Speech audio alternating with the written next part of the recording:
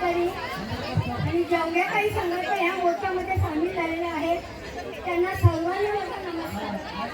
भगिनींनो, मी पालघर जिल्ह्यातून आलेले आहे। माझं नाव वनिता देशमुख। मी अंगणवाडीच्या संदर्भामध्ये बोलणार आहे।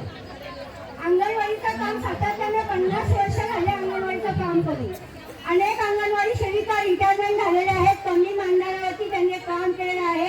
त्यांची आज उपासमारीची वेळ आलेली आहे, कारण या शासनाला अजिबातच आपली काळजी नाही आहे। याचं कारण म्हणजे या शासनाकडे या आझाद मैदानावरील एकमेव जर मोर्चा काढले असतील तर फक्त अंगणवाडी संघटना आणि आशा वर्कर। या आझाद मैदानावर